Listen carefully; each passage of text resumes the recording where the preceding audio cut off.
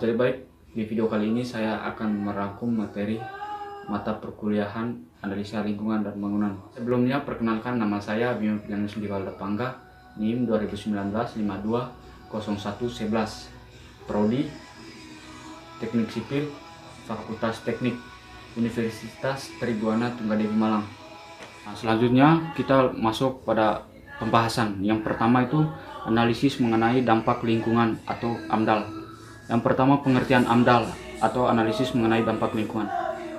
AMDAL adalah kajian mengenai dampak besar dan pentingnya suatu kegiatan atau usaha yang direncanakan pada lingkungan hidup yang diperlukan bagi pengambilan keputusan. Jenis-jenis AMDAL: yang pertama AMDAL tunggal, yang kedua AMDAL terpadu atau multisektor. Nah, yang kedua kita lanjut ke fungsi AMDAL. Yang pertama itu sebagai salah satu alat untuk pengelolaan lingkungan. Yang kedua, bagian dari studi kelayakan karena berbagai alternatif dan evaluasi. Manfaat AMDAL: agar dampak negatif suatu kegiatan atau usaha dihindari atau diperkecil, sedangkan dampak positifnya dikembangkan. Yang berikut kegunaan AMDAL bagi yang pertama itu pengambil keputusan, yang kedua pemilik modal, yang ketiga masyarakat. Kerangka pikir penyusunan dokumen AMDAL: yang pertama itu perlingkupan, yang kedua analisis, dan yang ketiga itu perencanaan pengendalian. Nah, rekomendasi: yang pertama itu proyek boleh dibangun, yang kedua boleh dibangun sesuai dengan usulan berdasarkan dokumen AMDAL, yang ketiga itu proyek boleh dibangun dengan persyaratan tertentu. Nah, selanjutnya kita akan melihat tata cara pelaksanaan AMDAL. Nah, rencana kegiatan apakah berdampak penting? Jika ya, maka akan membutuhkan AMDAL, KANDAL, ANDAL, RPL. Nah, selanjutnya jika tidak, maka dia akan bebas AMDAL, UKL atau UPL. Nah, yang berikut kita lihat komisi penilaian AMDAL. Yang pertama itu tingkat pusat atau menteri, yang kedua itu tingkat daerah atau gubernur. Jadi lebih jelasnya tata pelaksanaan AMDAL yaitu sudah diatur dalam Peraturan Pemerintah Republik Indonesia Nomor 27 Tahun 1999 tentang analisis mengenai dampak lingkungan. Nah, yang berikut kita lihat pertumbuhan hijau dan model pembangunan berkelanjutan. Terus yang kedua, pengaruh perkembangan populasi terhadap pembangunan berkelanjutan. Nah, kita lihat yang pertama itu kelangkaan sumber daya alam, yang kedua kerawanan energi dan pangan. Terus yang ketiga, bencana alam yang diperburuk oleh mempengaruhi semua orang di seluruh wilayah iklim. Terus kita lihat yang berikut model perekonomian baru yang mendorong pembangunan berkelanjutan. Yang pertama itu pertumbuhan hijau, perekonomian hijau, penggunaan sumber daya alam yang efisien dengan mengutamakan kepentingan sosial. Yang berikut pembangunan yang hanya menyediakan layanan penting. Terus yang terakhir mempromosikan pengelolaan hutan yang berkelanjutan. Kita lihat bagian tujuan. Yang pertama itu meningkatkan efisiensi dan mengurangi gas rumah kaca. Yang kedua memacu pertumbuhan ekonomi. Terus yang ketiga meningkatkan ketahanan terhadap dampak iklim. Yang keempat melestarikan keanekaragaman hayati. Yang kelima dapat mengatur aliran air. Terus yang terakhir mengurangi terjadinya erosi. Nah, selanjutnya kita akan mereview Permen LH nomor 5 tahun 2012. Nah, kita lihat yang pertama itu usaha atau kegiatan yang kemungkinan dapat menimbulkan dampak besar dan penting terhadap lingkungan hidup, meliputi Permen LH nomor 5 tahun 2012. Nah, yang pertama itu pengubahan bentuk lahan dan bentangan alam. Terus yang kedua eksploitasi sumber daya alam baik terbaharui maupun yang tak terbaharui. Nah, sampai yang terakhir itu kegiatan yang mempunyai resiko tinggi dan atau mempengaruhi pertahanan negara. Nah, yang kedua kita lihat kriteria mengenai dampak besar dan penting suatu usaha atau kegiatan terhadap lingkungan hidup. Yang pertama itu jumlah manusia yang akan terkena dampak. Terus yang kedua luas wilayah persebaran dampak. Yang ketiga itu intensitas dan lamanya dampak berlangsung. Terus yang keempat banyaknya komponen lingkungan lain yang terkena dampak. Dan yang terakhir itu berbalik atau reversible atau tidak berbalik, irreversible. Nah, yang berikut kita lihat komisi penilai analisis mengenai dampak lingkungan hidup. Tugas komisi penilai yang pertama itu menilai kerangka acuan analisis dampak lingkungan hidup, rencana pengelolaan lingkungan hidup, dan rencana pemantauan lingkungan hidup. Terus yang kedua, komisi penilai menyerahkan hasil penilaiannya kepada instansi yang bertanggung jawab untuk dijadikan dasar keputusan atas kerangka acuan analisis dampak lingkungan hidup, rencana pengelolaan lingkungan hidup, rencana pemantauan lingkungan hidup. Berikut kita lihat lampiran Permen LH nomor 5 tahun 2012. Itu mencakup 5 lampiran. Yang pertama itu lampiran 1, yaitu daftar jenis rencana usaha. Terus yang kedua, lampiran kedua bagian aliran tata cara penapisan atau menentukan wajib tidaknya suatu rencana usaha. Terus yang lampiran 3 itu daftar kawasan lindung. Lampiran 4 itu kriteria penapisan jenis rencana usaha.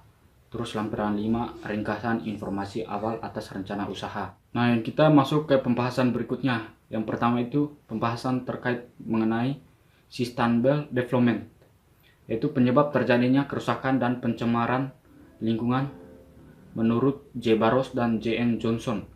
Pertama, kegiatan-kegiatan industri. Terus yang kedua itu kegiatan pertambangan. Terus yang ketiga kegiatan transportasi. Dan yang keempat kegiatan pertanian. Terus yang kedua dampak dari pencemaran kerusakan lingkungan, yaitu pertama itu pengaruh pemanasan global. Terus yang kedua hujan asam. Terus yang ketiga itu lubang ozon. Terus pengertian sustainable development itu sendiri. Sustainable development adalah pembangunan yang bertujuan meningkatkan kualitas hidup orang di seluruh dunia, baik dari generasi sekarang maupun yang akan datang, tanpa mengeksploitasikan penggunaan sumber daya alam yang melebihi kapasitas dan daya dukung bumi. Terus yang berikut pembangunan yang berkelanjutan. Menurut para ahli, yang pertama itu Smith dan Ward tahun 1991. Konsep pembangunan yang berkelanjutan menitik beratkan pada hubungan antara perkembangan atau pembangunan dan permasalahan lingkungan dalam pembangunan tersebut dan mengarahkan adanya perubahan secara politik nasional dan global untuk meredam permasalahan tersebut. Terus yang kedua menurut Otto Soemargoto tahun 2003 menyatakan pembangunan berkelanjutan adalah menjaga kemampuan lingkungan untuk mendukung pembangunan merupakan usaha untuk mencapai pembangunan jangka panjang. Nah, kita lihat tujuan pembangunan berwawasan lingkungan atau pembangunan berkelanjutan. Yang pertama itu memikirkan kembali makna pembangunan. Yang kedua merubah kualitas pertumbuhan. Yang ketiga memenuhi kebutuhan dasar berupa lapangan kerja. Yang keempat menjamin keberlanjutan pada suatu tingkat pertumbuhan penduduk tertentu. Terus yang berikut mengkonversi dan meningkatkan sumber daya. Terus yang berikut merubah teknologi dan mengelola risiko. Terus yang berikut memadukan pertimbangan lingkungan dan ekonomi. Kita lanjut ke pembahasan berikut, yaitu pentingnya ketahanan kota.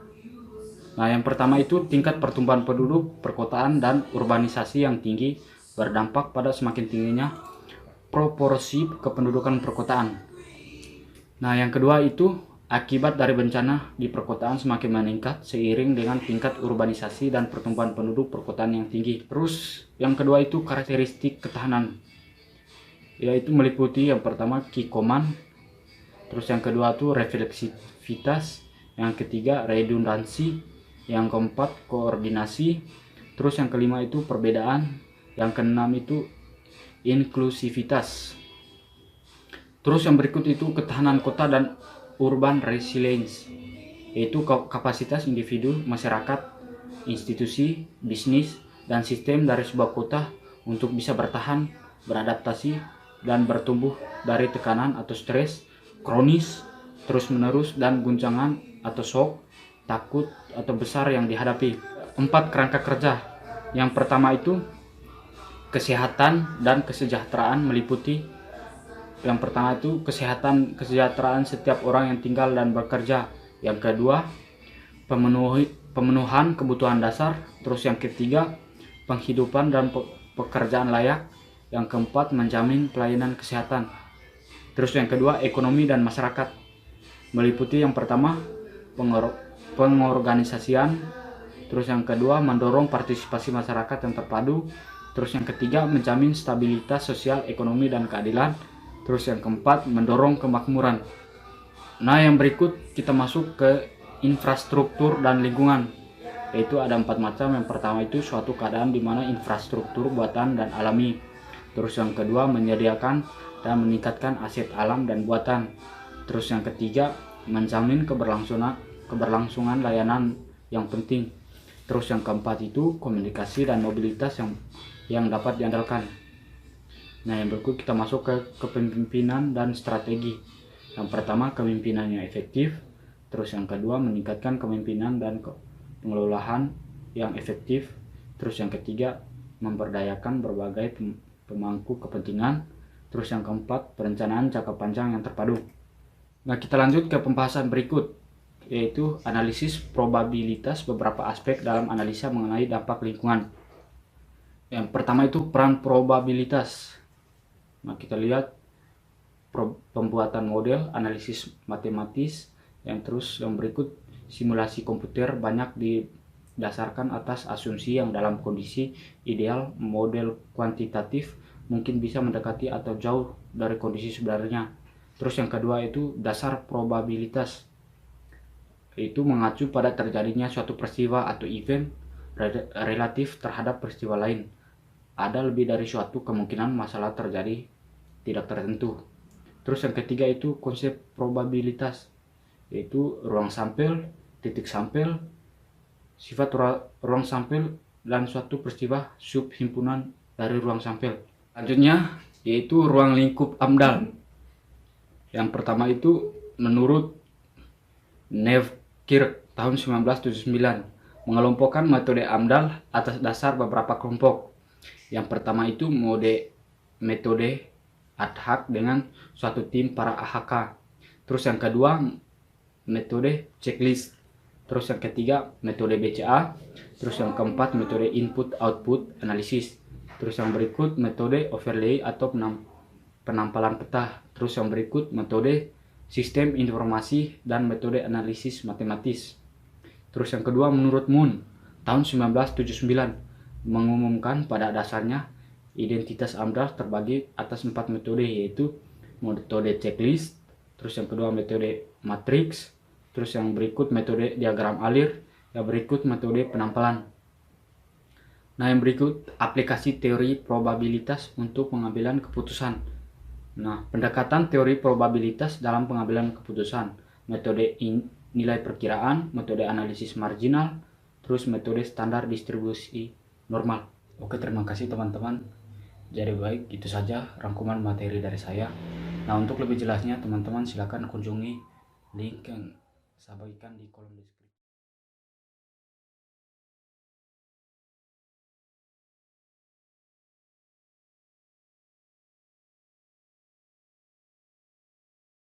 Oke, baik, jadi di video kali ini kita akan merangkum materi dari mata kuliah analisis mengenai dampak lingkungan. Jadi sebelumnya perkenalkan, nama saya Lumsiana Sumbalok, NIM 2019-52129, Program Studi Teknik Sipil, Fakultas Teknik. Nah, oke, yang pertama kita akan membahas tentang pengertian AMDAL. Nah, AMDAL itu adalah analisis mengenai dampak lingkungan, yaitu kajian mengenai dampak besar dan penting suatu kegiatan atau usaha yang direncanakan pada lingkungan hidup yang diperlukan bagi pengambilan keputusan. Nah, jadi di sini AMDAL itu dibagi menjadi dua, yaitu AMDAL tunggal dan AMDAL terpadu. Yang berikutnya fungsi AMDAL. Fungsinya itu sebagai salah satu alat pengelola lingkungan, dan fungsi yang kedua yaitu bagian dari studi kelayakan karena berbagai alternatif dan dievaluasi. Yang berikut manfaat AMDAL. Manfaat AMDAL yaitu agar dampak negatif suatu kegiatan atau usaha dapat dihindari atau diperkecil, sedangkan dampak positifnya dapat dikembangkan. Yang berikutnya kegunaan AMDAL, yang pertama bagi pengambil keputusan, yaitu untuk mengetahui dampak negatif yang bertentangan dengan kegiatan lain. Terus cara penanganan, sejauh mana pengaruh terhadap lingkungan yang lebih luas, kapan dan berapa lama dampak itu berlangsung. Yang berikut kegunaan AMDAL bagi pemilik modal. Nah, kegunaan AMDAL bagi pemilik modal itu yang pertama menjamin modal yang dipinjam dapat mencapai tujuan dibayar, agar yang berikutnya agar modalnya dapat dibayar kembali. Terus bahan untuk menentukan prioritas pinjaman. Nah, yang berikut kegunaan AMDAL bagi masyarakat, yaitu untuk memahami proyek dengan jelas, dan yang berikutnya agar masyarakat tahu bagaimana hak dan kewajiban dalam hubungan dengan proyek. Oke, baik. Yang berikutnya kerangka penyusunan dokumen AMDAL. Nah, secara garis besar kita lihat pada bagian di samping, yaitu yang pertama itu ada perlingkupan, yaitu ada dokumen kerangka acuan. Yang berikut masuk ke tahap analisis, nah di mana dokumen analisis lingkungan atau AMDAL. Nah, yang berikut masuk ke tahap perencanaan pengendalian. Nah, setelah itu maka ada rekomendasi atau outputnya, bahwa rekomendasi bahwa proyek itu boleh dibangun atau tidak. Terus yang berikut proyek itu boleh dibangun dengan usulan berdasarkan dokumen AMDAL. Nah, yang berikutnya proyek boleh dibangun dengan persyaratan tertentu. Baik, selanjutnya kita akan melihat tata cara pelaksanaan AMDAL.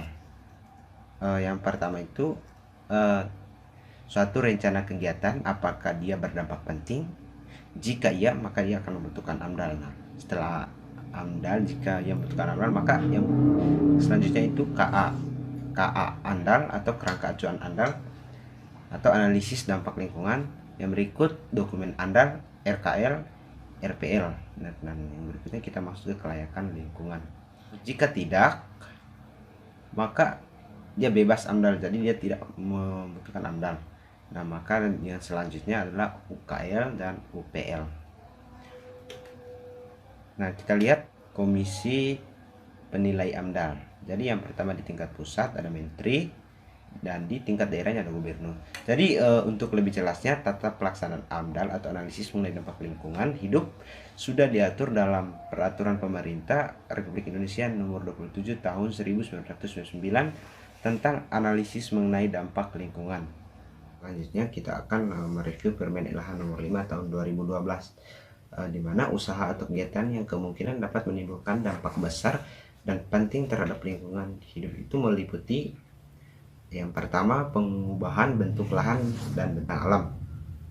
Terus yang kedua eksploitasi sumber daya alam baik yang terbaharui maupun yang tak terbaharui. Nah, yang ketiga proses dan kegiatan yang secara potensial dapat menimbulkan pemborosan, pencemaran, dan kerusakan lingkungan hidup serta kemerosotan sumber daya alam dalam pemanfaatnya. Oke, baik. Jadi yang berikutnya itu kita akan membahas tentang sustainable development. Nah, kita akan mengetahui penyebab terjadinya kerusakan dan pencemaran lingkungan menurut J. Barros dan J.M. Johnston. Nah, yang pertama itu karena kegiatan-kegiatan industri, berikutnya kegiatan pertambangan, berikutnya kegiatan transportasi, berikut karena kegiatan pertanian, terutama akibat residu pemakaian zat-zat kimia untuk memberantas serangga atau tumbuhan pengganggu seperti inseksida dan pestisida lainnya. Berikutnya kita lihat dari dampak pencemaran dan kerusakan lingkungan. Yang pertama itu pemanasan global, yang kedua hujan asam, dan yang ketiga lubang ozon. Oke, baik, kita lihat di sini pengertian sustainable development. Sustainable development adalah pembangunan yang bertujuan meningkatkan kualitas hidup orang di seluruh dunia, baik dari generasi sekarang maupun generasi yang akan datang, tanpa mengeksploitasi penggunaan sumber daya alam yang melebihi kapasitas dan daya dukung bumi.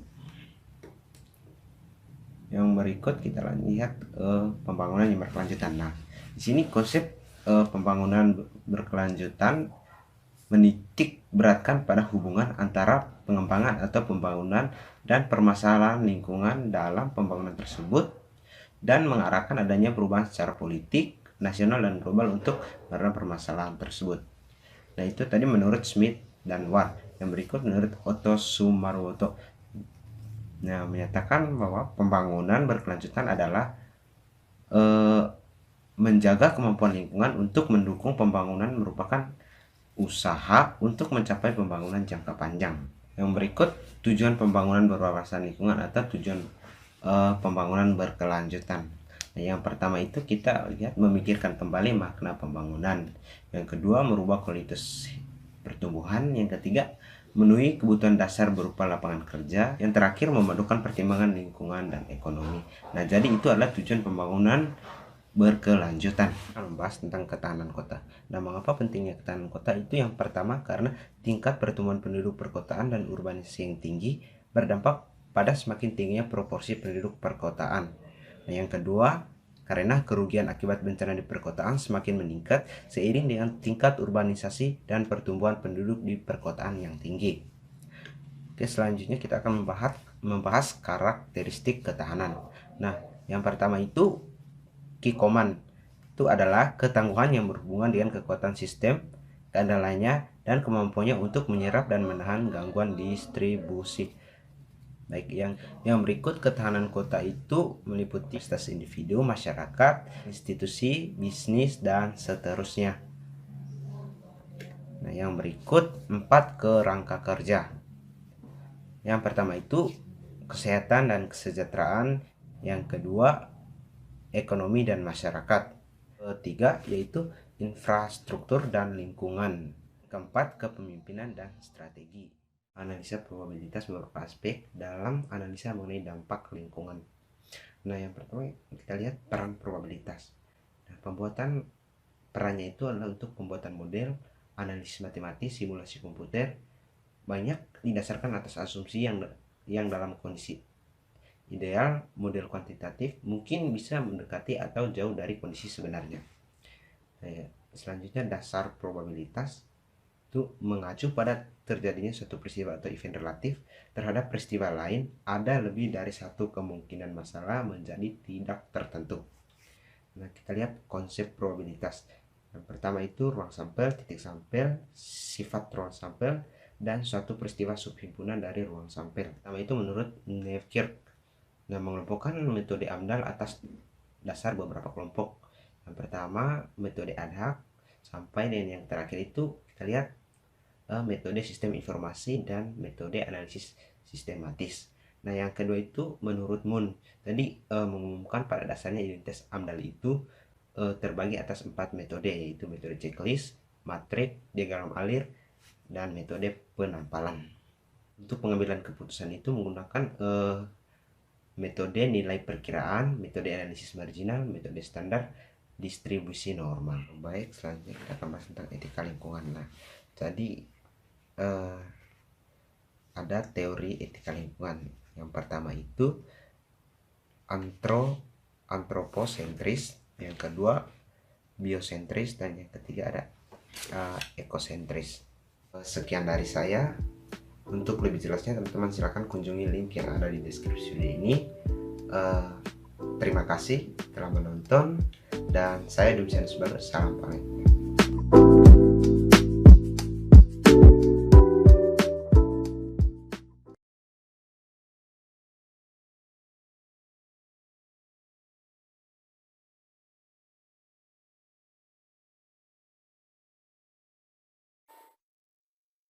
Assalamualaikum warahmatullahi wabarakatuh. Selamat malam. Perkenalkan, nama saya Susana Rambudema, NIM 2019520156. Prodi Teknik Sipil angkatan 2019. Mata kuliah Analisa Lingkungan Bangunan kelas B. Di sini saya akan memaparkan hasil kerja saya, itu meresum dari pertemuan pertama hingga pertemuan terakhir. Materinya adalah sebagai berikut. Yang pertama, ada pengertian AMDAL. AMDAL adalah kajian mengenai dampak besar dan penting suatu usaha dan kegiatan yang direncanakan pada lingkungan hidup yang diperlukan bagi proses pengambilan keputusan. AMDAL merupakan salah satu alat pengambilan keputusan untuk mempertimbangkan akibat yang mungkin ditimbulkan oleh suatu rencana usaha dan kegiatan terhadap lingkungan hidup guna mempersiapkan langkah untuk menanggulangi dampak negatif dan mengembangkan dampak positif. Dampak diartikan sebagai perbedaan antara keadaan lingkungan yang diperkirakan akan ada tanpa adanya proyek atau kegiatan diperkirakan akan ada dengan adanya proyek ataupun kegiatan. Ada dua jenis AMDAL. Yang pertama ada AMDAL tunggal, yang kedua ada AMDAL terpadu atau multisektor. Gunaan AMDAL bagi masyarakat yang pertama ada mengetahui rencana pembangunan di daerahnya, yang kedua mengetahui perubahan yang akan terjadi, yang ketiga memahami proyek dengan jelas, yang keempat mempersiapkan diri untuk dapat berpartisipasi dalam proyek pembangunan, yang kelima mengetahui hak dan kewajiban dalam hubungannya dengan proyek dan dalam pengelolaan lingkungan secara umum. Adapun peraturan pemerintah nomor 27 tahun 1999 tentang AMDAL. Ada penapisan, perlengkupan, keandal, ANDAL, RKL, dan RPL. Penapisan bertujuan memilah proyek pembangunan yang perlu AMDAL dan tidak. Perlengkupan bertujuan membatasi penelitian AMDAL pada hal penting untuk pengambilan keputusan. Keandal. Keandal suatu dokumen yang berisi tentang ruang lingkup serta kedalaman kajian ANDAL. ANDAL, dokumen yang berisi telaah secara cermat terhadap dampak penting dari suatu kegiatan. Adapun RKL. RKL mengendalikan dan menanggulangi dampak penting lingkungan hidup yang bersifat negatif, serta memaksimalkan dampak positif yang terjadi akibat rencana suatu kegiatan.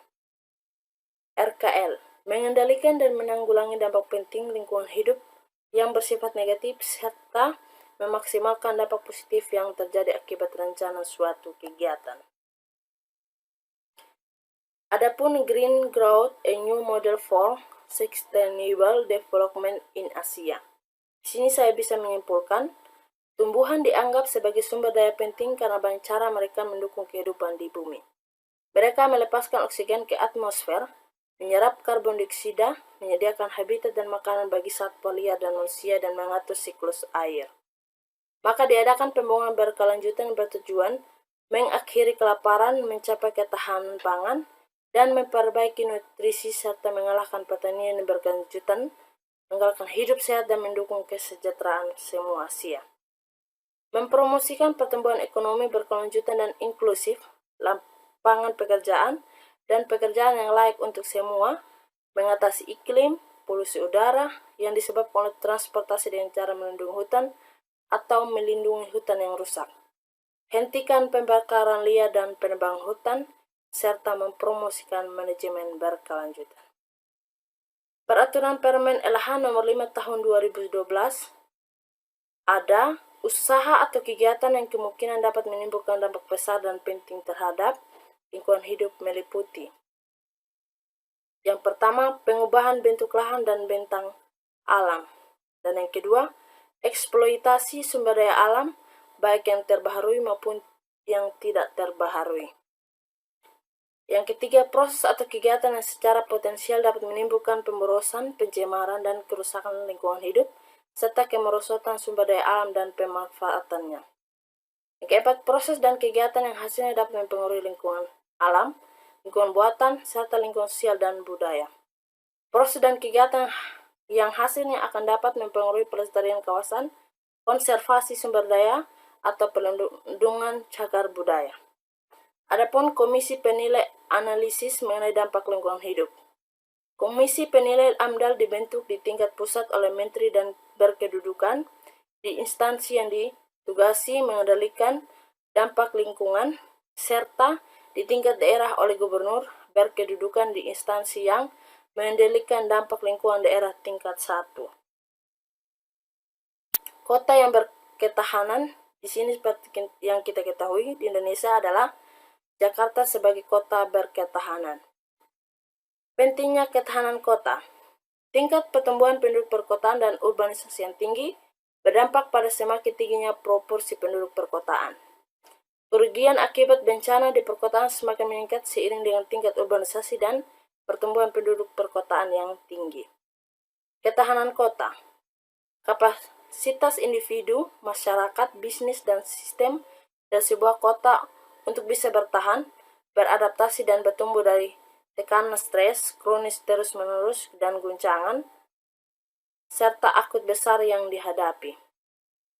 Kerangka kerja ketahanan kota. 4 kerangka kerja dan 12 penggerak yang menentukan kemampuan kota untuk bertahan terhadap berbagai macam guncangan dan tekanan. Analisis probabilitas. Peranan probabilitas.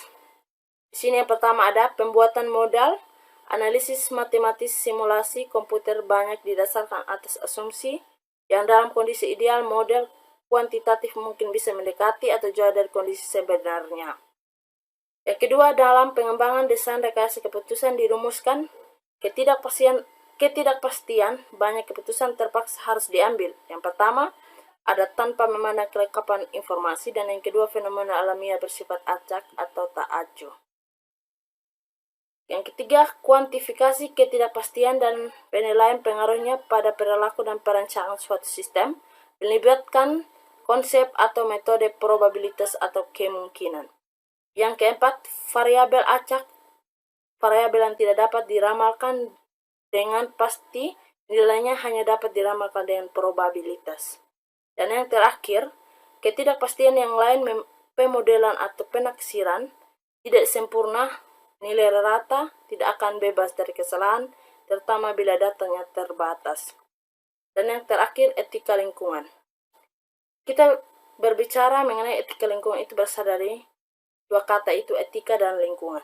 Etika itu berasal dari bahasa Yunani, itu dari kata ethos yang artinya adat istiadat atau kebiasaan. Sedangkan lingkungan segala sesuatu yang berada di sekitar kita yang berguna untuk kesejahteraan manusia. Kerusakan lingkungan disebabkan oleh ulah manusia pada sebelumnya. Pada tahun 2000 sampai 2006, 24 juta hektar hutan dan lahan terbakar. 81,1% dari 289.000 hotspot muncul di konsesi. 9,23% dari 289.000 hotspot muncul di hutan tanaman industri. Dan yang terakhir, 69,12% dari 289.000 hotspot muncul di areal perkebunan sawit. Ketika pembangunan ada 4 macam. Yang pertama, antroposentris. Yang kedua, biosentris. Yang ketiga, ekologi. Dan yang keempat, ekosentris. Demikian hasil kerja saya. Semoga bermanfaat bagi kita semua. Terima kasih. Assalamualaikum warahmatullahi wabarakatuh.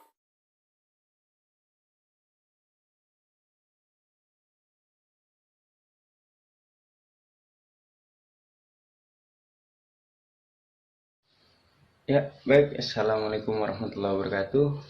Selamat pagi, siang, sore, malam. Perkenalkan, nama saya Hardianto Lukmana dengan NIM 2017-52254. Hari ini saya akan mempresentasikan hasil dari resume saya tentang materi-materi sistem transportasi kelas B dari pertemuan pertama sampai pertemuan terakhir.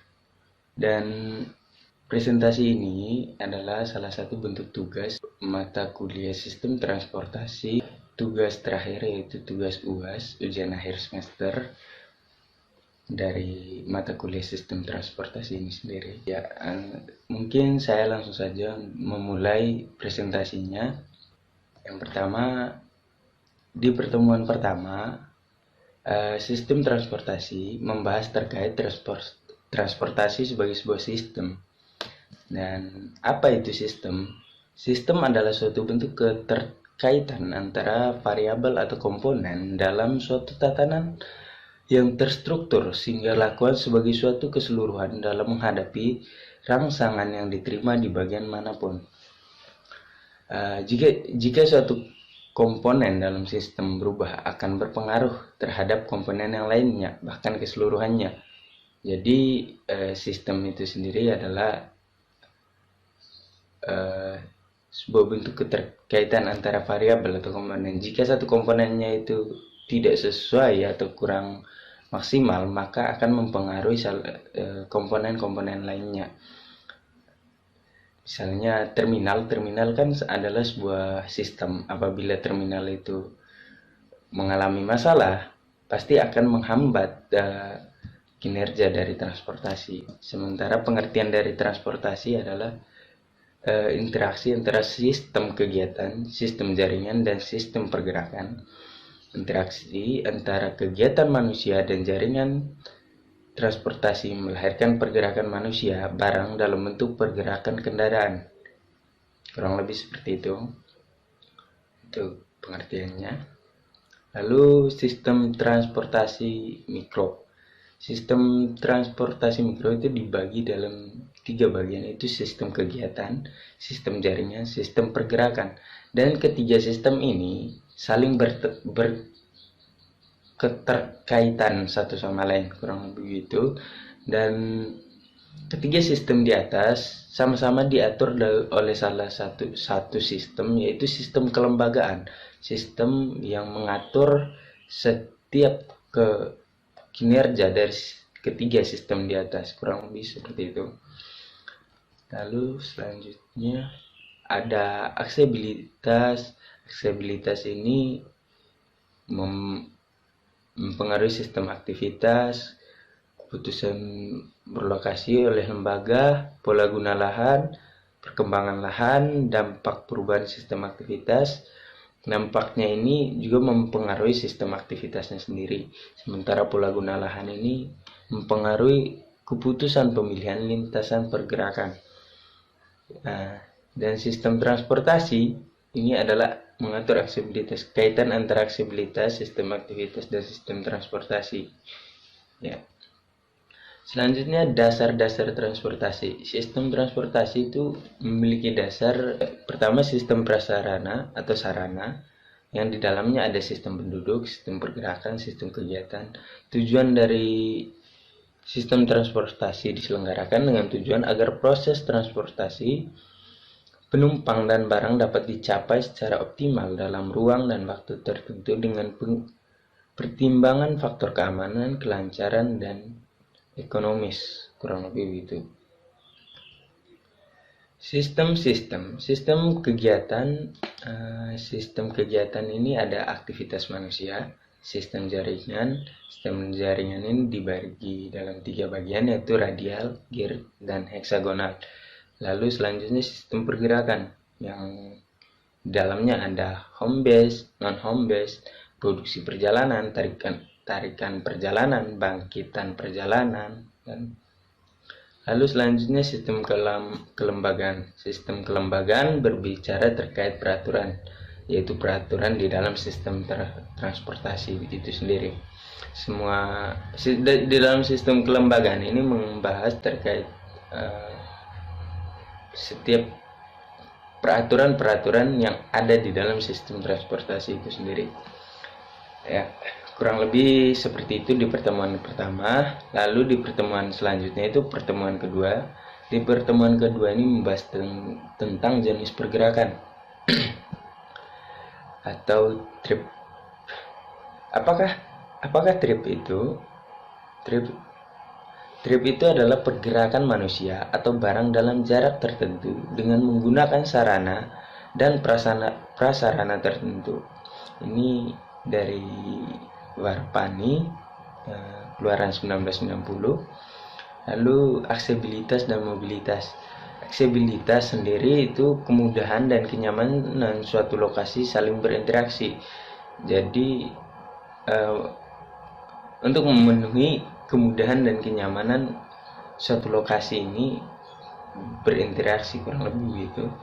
Lalu selanjutnya mudah atau sulit suatu lokasi untuk dicapai. Ya, semakin mudah suatu lokasi dicapai, maka aksesibilitasnya semakin baik. Merupakan hal yang subjektif, kualitatif, dan relatif. Yang kedua, mobilitas, tingkat kelancaran perjalanan. Jadi tingkat kelancarannya itu adalah bagian dari mobilitasnya. Lalu selanjutnya konsep analisis perencanaan transportasi.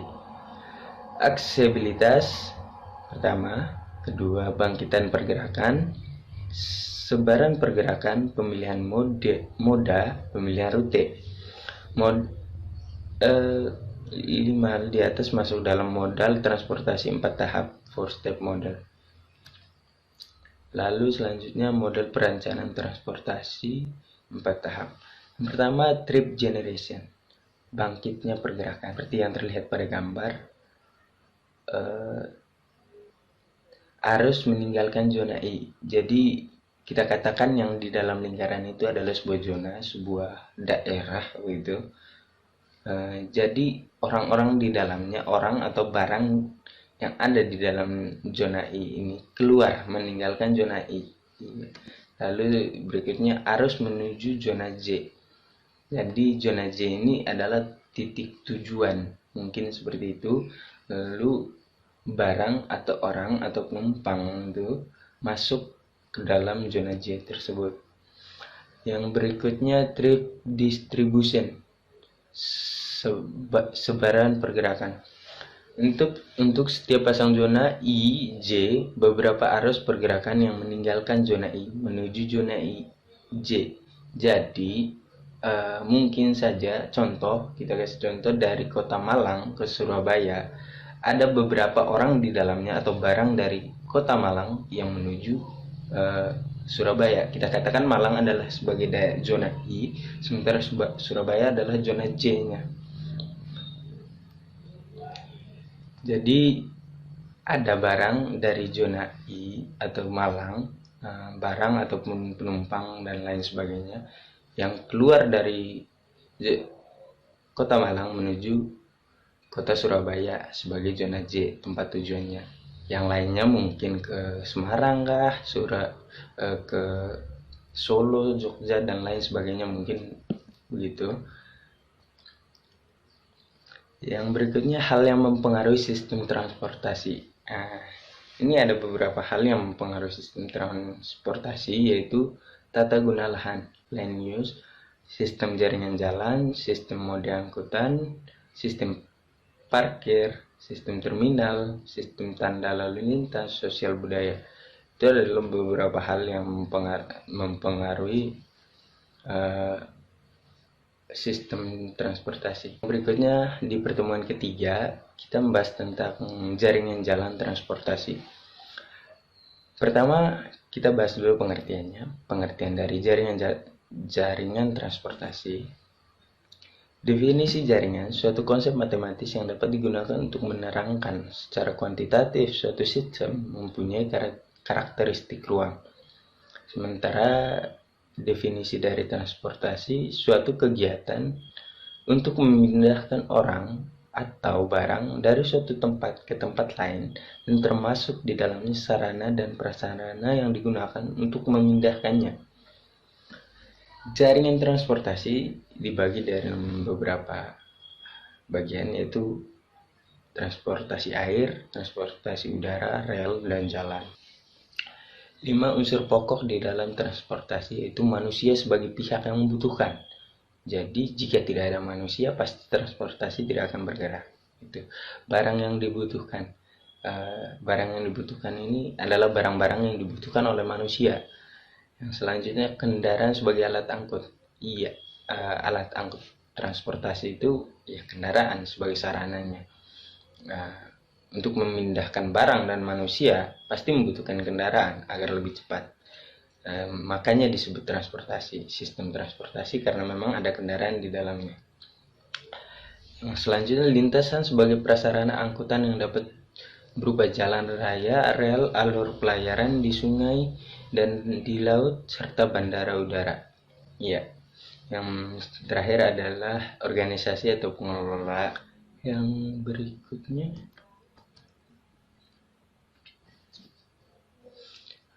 ada beberapa hal yang perlu dipertimbangkan dalam konsep dasar hierarki sistem jaringan jalan, antara lain adalah jarak antara simpang, penentuan jaringan yang baik, dan efisiensi. Ini adalah gambar dina sederhana.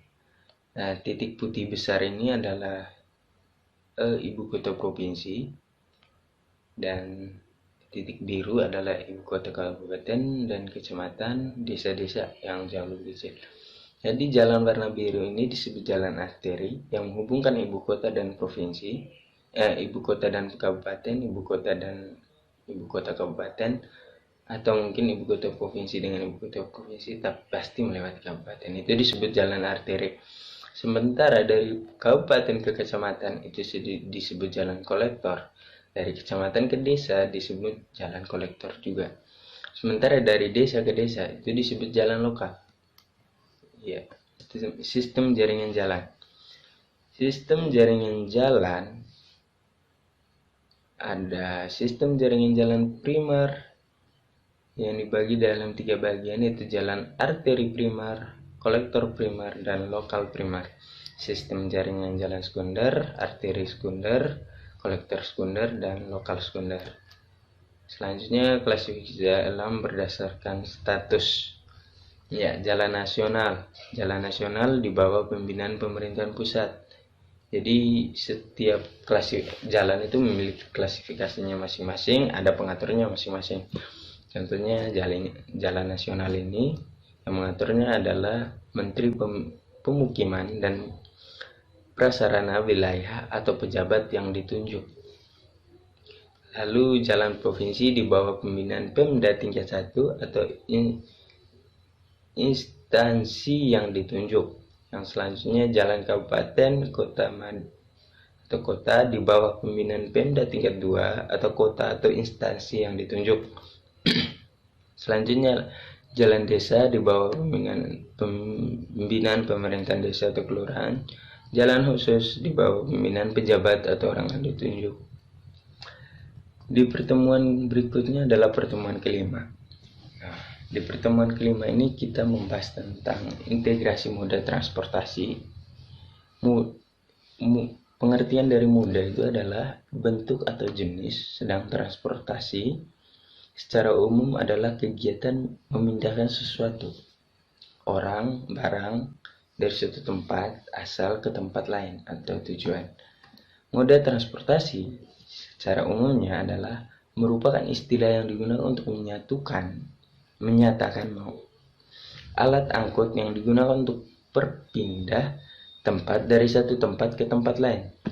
Fungsi dari moda transportasi adalah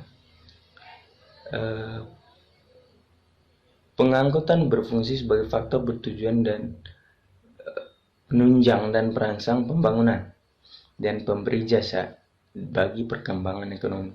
Jadi fungsinya itu untuk memperkembangkan ekonomi, kelancaran juga di dalam membangun prasarana, memberi jasa dan lain sebagainya.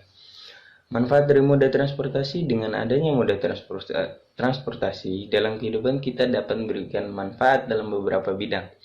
Yang pertama, ekonomi, sosial, politis, dan keamanan, kewilayahan.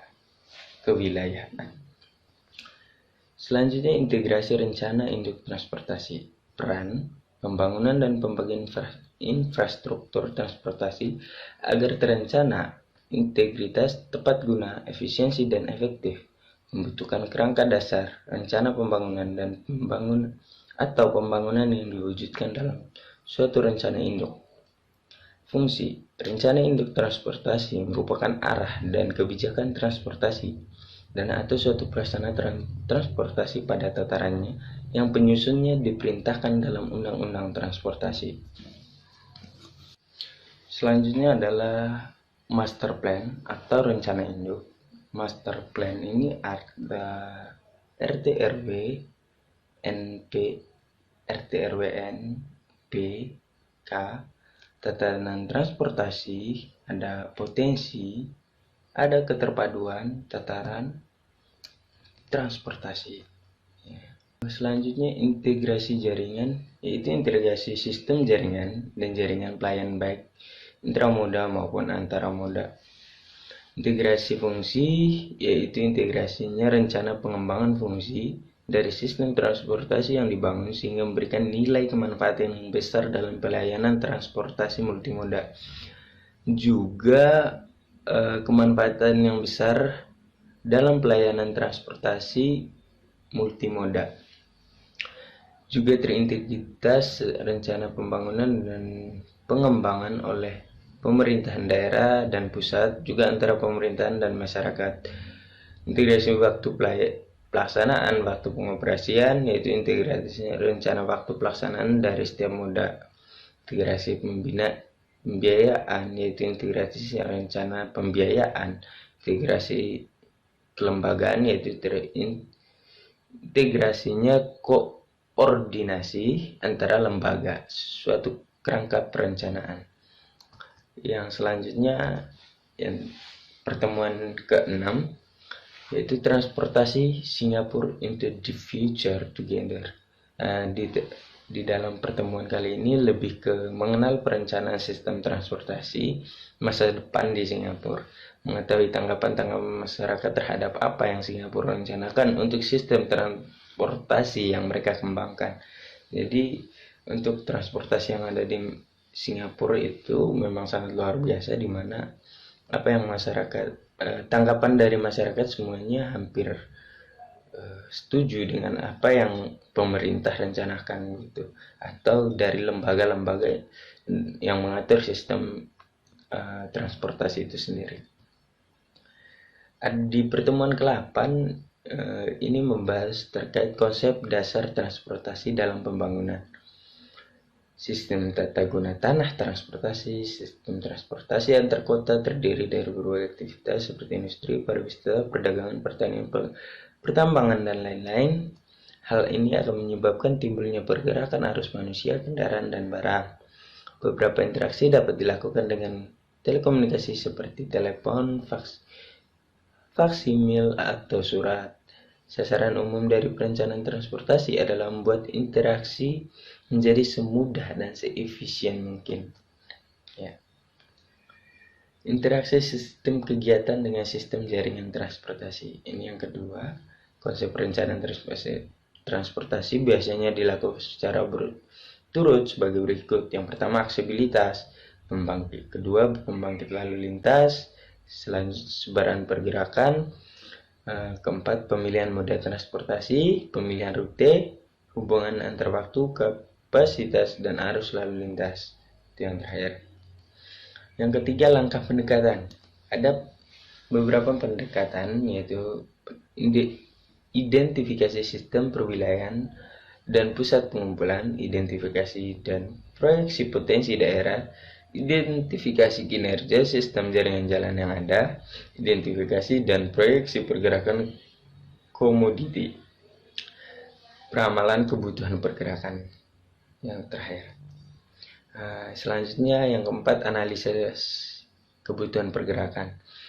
Kalibrasi mode terkait. Yang pertama, kalibrasi model tarikan atau bangkitan perjalanan, pembangunan database jaringan jalan, proyeksi kebutuhan perjalanan, pembangunan perjalanan, dan evaluasi. Keempat hal di atas saling berkaitan satu sama lain agar mencapai analisis yang maksimal. Kedua dari judul tadi, sistem zona. Bagian B, simbol-simbol dalam model sistem zona. Sistem jaringan dapat berupa representasi dari batas zona, pertemuan dua ruas jalan, atau kode. Yang berikutnya, sentroid, pusat zona. Pertemuan ke-9, transportasi dan pengembangan wilayah. Di sini transportasi dan perkembangan wilayah hal yang erat hubungannya. Jadi jika ada transportasi pasti diiringi dengan perkembangan wilayah.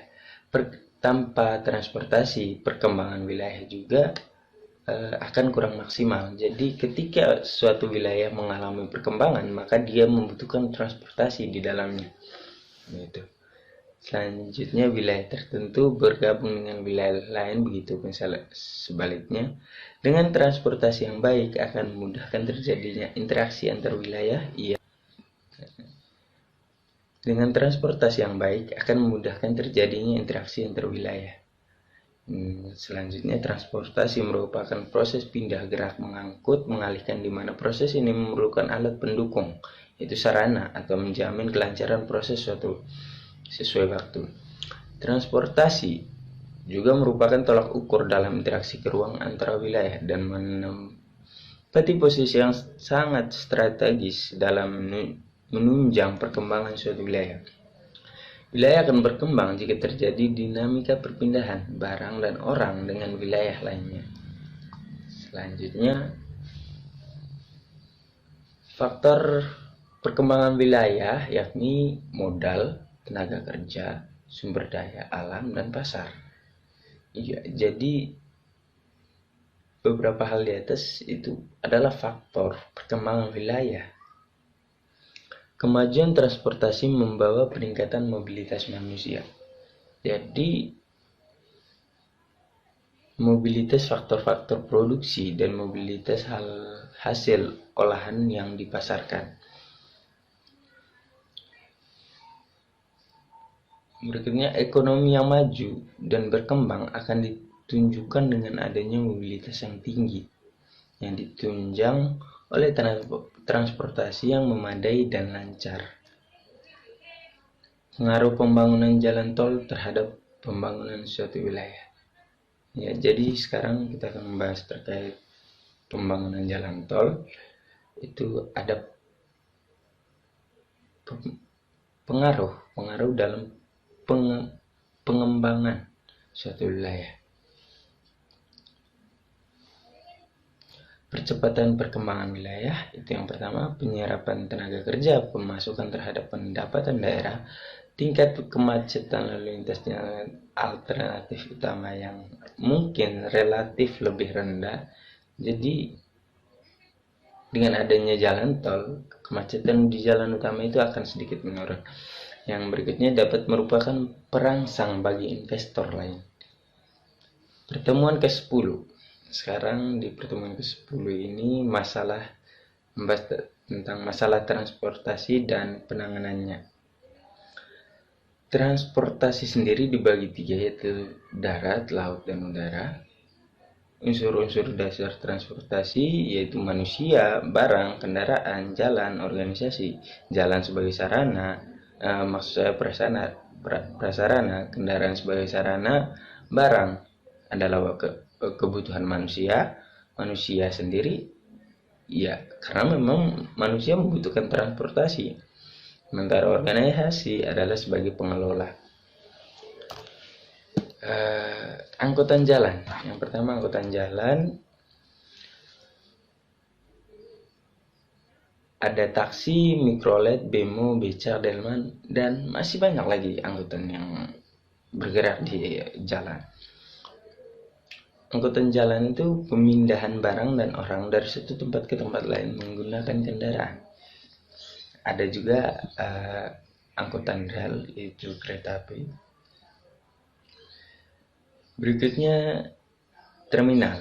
Terminal adalah titik di mana penumpang dan barang masuk dan keluar dari sistem, serta merupakan komponen penting dari sistem transportasi. Ini menurut buku Edward K.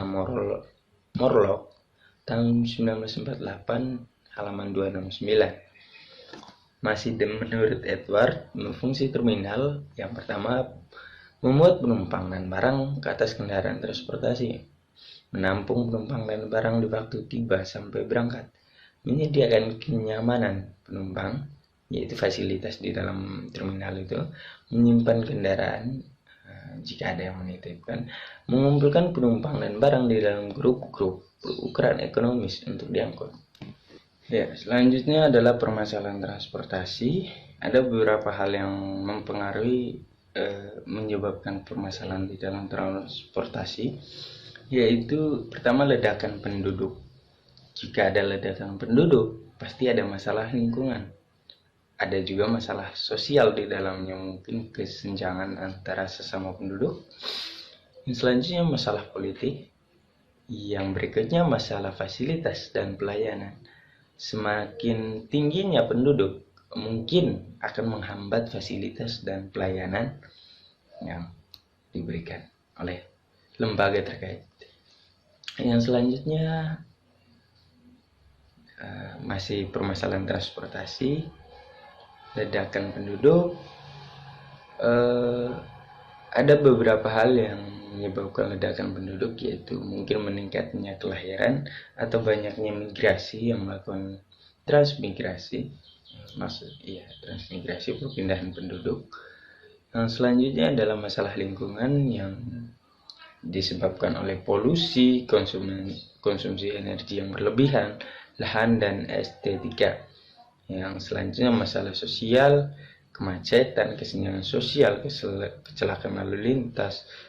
Ini disebabkan oleh faktor manusia, faktor kendaraan dan pelayanan, kurangnya fasilitas transportasi, rendahnya kualitas transportasi, yaitu kualitasnya sudah tua atau dengan usianya yang sudah tua tapi masih dipaksa untuk digunakan, atau kurangnya perbaikan, mungkin usia yang terlanjur tua dari transportasi dengan kurangnya perhatian dari pemilik kendaraan atau organisasi pengelola yang menyebabkan transportasi memiliki penurunan kualitas, mungkin pelayanan juga.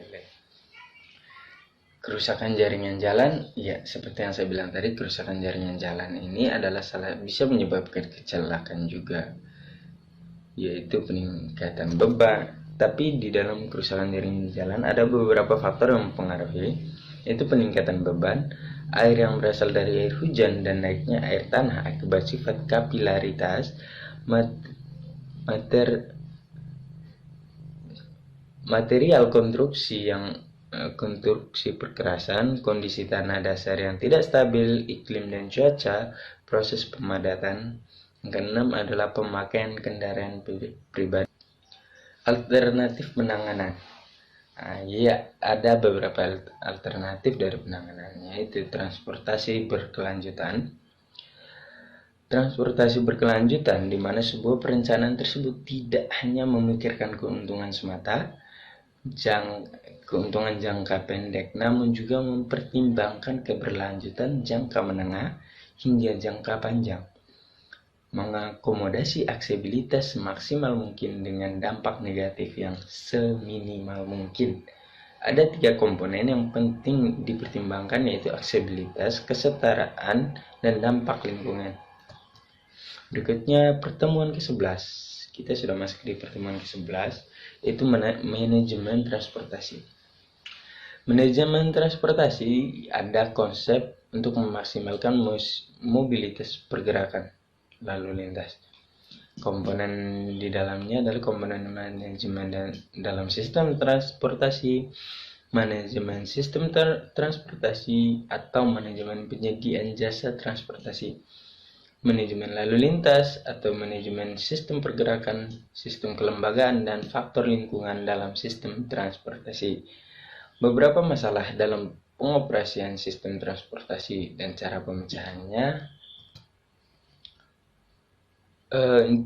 Integrasi moda transportasi publik merupakan salah satu bentuk manajemen sistem transportasi publik yang mengkombinasikan 2 atau lebih moda transportasi publik guna mewujudkan pelayanan transportasi publik yang optimal. Karena sistem transportasi publik sendiri pada dasarnya diselenggarakan dengan maksud untuk mengkoordinasi semua proses pergerakan penumpang dengan cara mengatur setiap komponen dalam proses transportasi. Salah satu upaya manajemen transportasi ini adalah salah satu upaya dari manajemen transportasi. Di pertemuan selanjutnya, yaitu pertemuan ke-12, yaitu masih melanjutkan pertemuan sebelumnya, yaitu mengenai manajemen transportasi. Ada sistem kelembagaan dan faktor lingkungan dalam sistem transportasi. Hal ini penting karena menyangkut pada masalah kewenangan terhadap tiap-tiap sistem kegiatan transportasi dan pergerakan, dan kewenangan setiap lembaga bersifat mutlak. Kelembagaan bersangkutan melakukan tugas mengintervensi, menata dan mengelola serta mengatur sistem kegiatan. Beberapa masalah dalam pengoperasian sistem transportasi dan cara pemecahannya. Masalah pertama adalah masalah umum.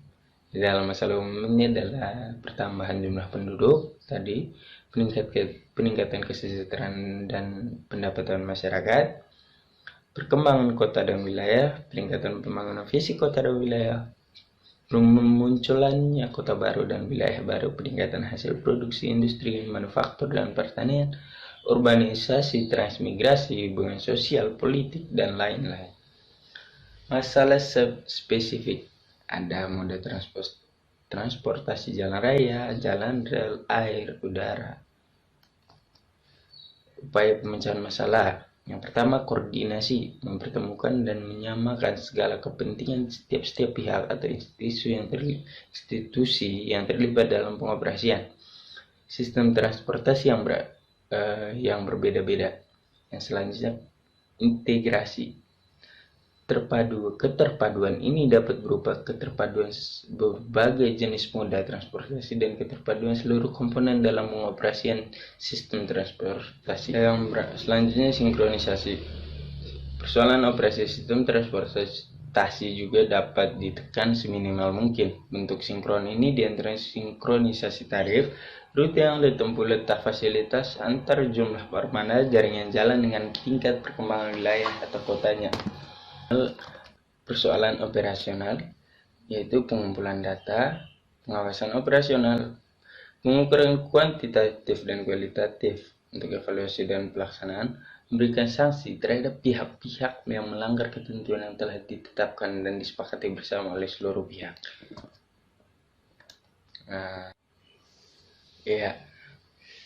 Seluruh materi resume dari pertemuan 1. Resume materi maksud saya dari pertemuan sampai yang ke-12 telah selesai saya sampaikan. Semoga mendatangkan manfaat bagi kami, mahasiswa Bapak Rifki Adila.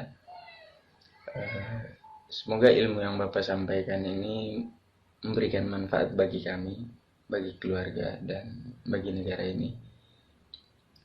Terima kasih banyak dan semoga menjadi amal jariah untuk Bapak sendiri. Semoga sehat selalu. Mungkin itu saja. Assalamualaikum warahmatullahi wabarakatuh. Bye.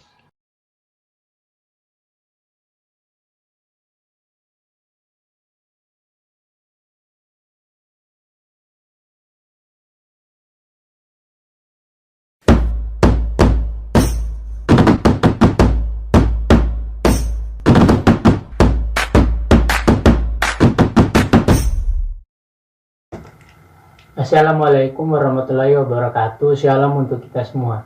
Perkenalkan, nama lengkap saya Igidius Krawiadei, NIM 2018-520-111. Saya dari program studi teknik sipil Fakultas Teknik Universitas Terbuana Tunggadewi Malang. Nah, pada kesempatan kali ini saya akan menyampaikan ringkasan materi seputar mata kuliah perencanaan angkutan umum. Pertama, kita mulai dari sejarah angkutan umum dan perkembangannya.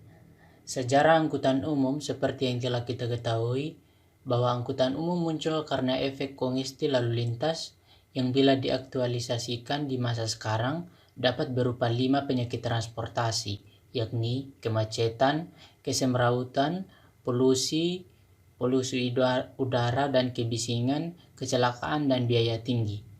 Perkembangan angkutan umum sendiri juga, jika dibandingkan antara angkutan umum dulu dan sekarang, jelas memiliki banyak perbedaan, di mana zaman modern sekarang berbagai macam jenis angkutan umum dengan kecanggihan teknologi sudah bermunculan. Hal ini juga ditimbulkan sesuai dengan kebutuhan atau permintaan manusia. Berikut apa itu angkutan umum? Jadi, angkutan umum atau angkutan massal merupakan sistem transportasi yang dapat dipergunakan oleh masyarakat umum dengan syarat tertentu. Nah, berikut adalah beberapa gambar dari beberapa jenis angkutan umum seperti bus kota, kereta api, angkot, dan Transjakarta. Konsep dasar angkutan umum. Berdasarkan Undang-Undang Nomor 22 Tahun 2009, undang-undang ini melihat bahwa lalu lintas dan angkutan jalan mempunyai peran strategis dalam mendukung pembangunan dan integrasi nasional sebagai bagian dari upaya memajukan kesejahteraan umum dengan tujuan a. terwujudnya pelayanan lalu lintas dan angkutan jalan yang aman, selamat, tertib, lancar dan terpadu dengan moda angkutan untuk mendorong perekonomian nasional. B. terwujudnya etika berlalu lintas dan budaya bangsa, dan C. terwujudnya pengakuan hukum. Yang kedua, prinsip dasar angkutan umum dan massal. Secara umum, angkutan massal atau angkutan umum diselenggarakan oleh pemerintah dengan tujuan utama untuk memenuhi kebutuhan pergerakan masyarakat dan di mana pemerintah juga sebagai fasilitator. Fasilitator di sini dalam artian pemerintah yang memfasilitasi segala sesuatu yang berkaitan dengan angkutan umum. Selanjutnya, penentuan trayek, terminal, dan halte. Beberapa aspek yang harus dipertimbangkan dalam perencanaan angkutan umum yaitu yang pertama teknis, yang kedua ekonomi, yang ketiga lingkungan, dan yang keempat sosial. Nah, contoh perencanaan angkutan umum secara teknis bila ditinjau dari daerah perkotaan yang sangat berbeda dengan pedesaan dari sisi headways, ukuran armada, rute, dan lain-lain.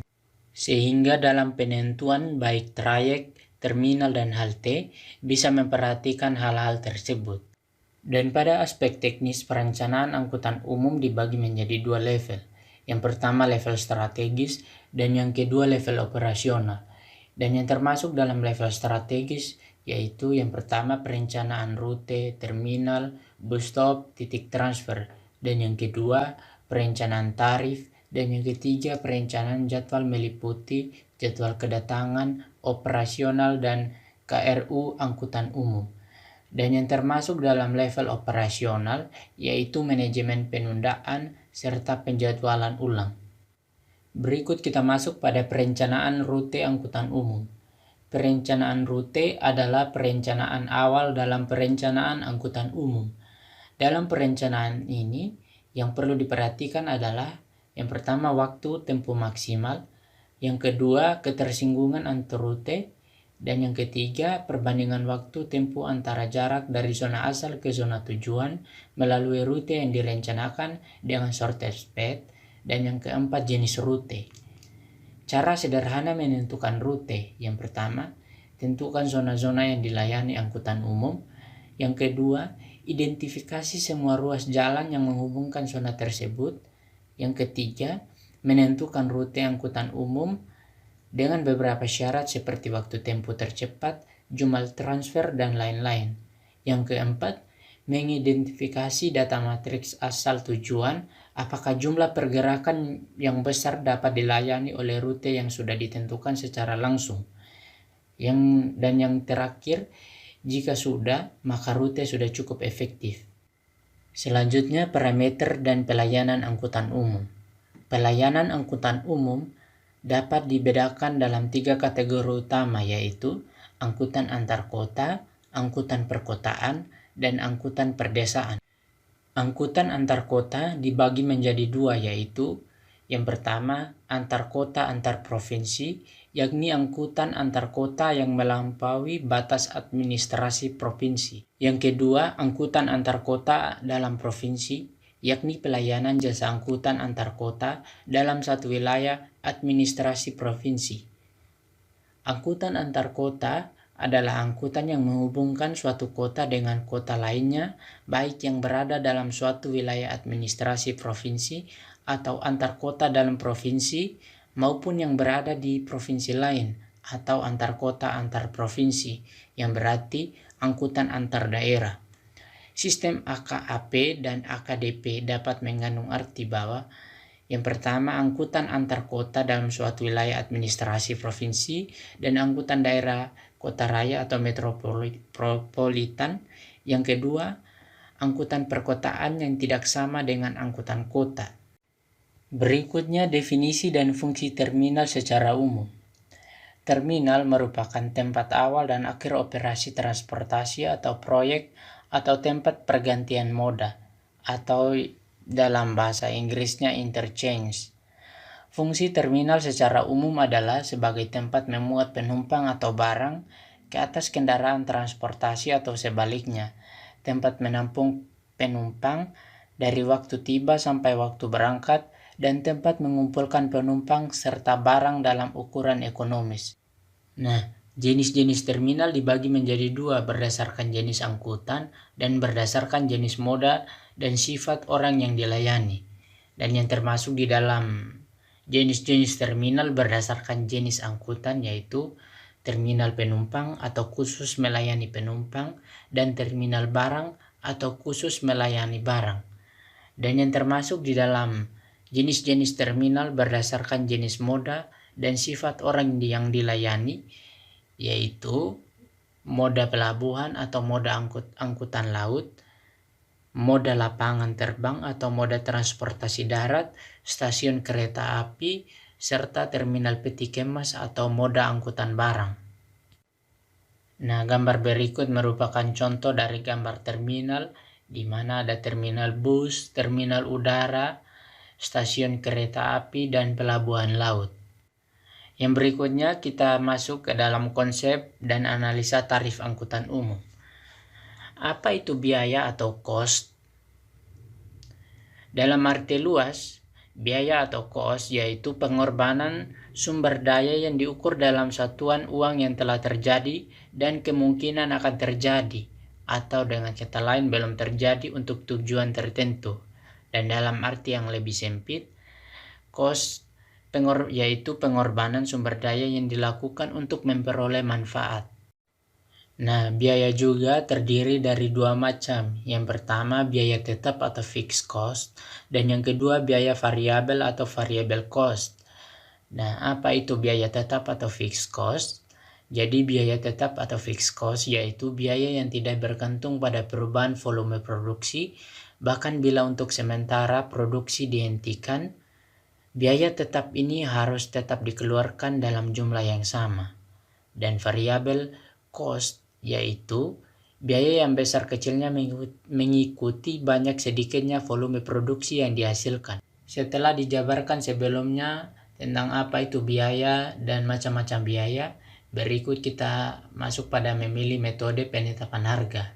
Dan dalam memilih metode penetapan harga, dibagi menjadi dua: penetapan tarif atas dasar produksi jasa transportasi atau cost of service pricing, dan yang kedua penetapan harga berdasarkan daya beli konsumen atau nilai jasa transportasi. Dan yang termasuk dalam penetapan tarif atas dasar produksi jasa transportasi yaitu yang pertama, kebijakan penetapan harga untuk mencapai tingkat pengembalian investasi atau rate of return of investment, merupakan kebijakan yang banyak dipakai oleh perusahaan-perusahaan besar. Yang kedua, perusahaan menentukan harga yang akan menghasilkan tingkat pengembalian atas investasi yang diinginkan. Dan yang termasuk dalam penetapan harga berdasarkan daya beli konsumen atau nilai jasa transportasi yaitu yang pertama, ability to pay atau ATP adalah kemampuan seseorang untuk membayar jasa angkutan yang diterimanya berdasarkan penghasilan yang dianggap ideal. Dan yang kedua, willingness to pay atau WTP adalah kesediaan pengguna untuk mengeluarkan imbalan atas jasa yang diperolehnya. Pendekatan yang digunakan dalam analisis WTP didasarkan pada persepsi pengguna terhadap tarif dari jasa pelayanan angkutan umum tersebut. Demikian penyampaian dan sedikit penjelasan ringkasan materi terkait seputar mata kuliah perencanaan angkutan umum. Jika ada kesalahan, baik nonverbal maupun verbal, mohon dimaklumi. Sekian dan terima kasih. Assalamualaikum warahmatullahi wabarakatuh, dan shalom untuk kita semua.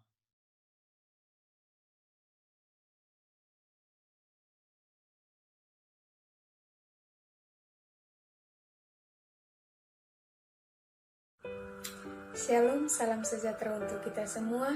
Perkenalkan, nama saya Maria Akase. Saya dari Universitas Tribuana Tunggadewi Malang, Fakultas Teknik, Program Studi Teknik Sipil. Pada kesempatan kali ini, saya akan mempresentasikan tugas perancangan angkutan umum. Baik, sejarah angkutan umum dan perkembangannya. Sarana angkutan sejak zaman dahulu telah diciptakan manusia, mulai dari yang paling sederhana berupa alat angkut yang digerakkan oleh manusia dan hewan, menggunakan alat penggerak yang lebih modern berupa mesin uap, sampai pada akhirnya manusia dapat menciptakan alat angkut dengan menggunakan alat penggerak berupa mesin yang lebih canggih. Tujuan utama manusia menciptakan alat transportasi yaitu untuk memudahkan dan membantu pergerakan baik orang maupun barang dari suatu tempat ke tempat yang lain. Angkutan massal atau angkutan umum adalah sistem transportasi yang dapat dipergunakan oleh umum dengan syarat-syarat tertentu. Berdasarkan sifat operasinya, angkutan umum dibagi menjadi 3 jenis, yaitu demand fix, demand responsive, dan paratransit. Rekayasa transportasi massal bertujuan untuk memberikan gambaran tentang angkutan massal dan kebutuhannya secara operasional. Hubungan sistem kota dengan angkutan umum yaitu angkutan umum merupakan suatu kebutuhan untuk dapat menghidupkan suatu kota tersebut. Penduduk kota sebagai pengguna transportasi massal dibagi menjadi 2, yaitu kelompok choice dan kelompok captive. Kelompok choice merupakan kelompok yang pada umumnya mempunyai kendaraan pribadi, sedangkan kelompok captive yaitu kelompok masyarakat yang hanya memiliki satu pilihan dalam mobilisasi.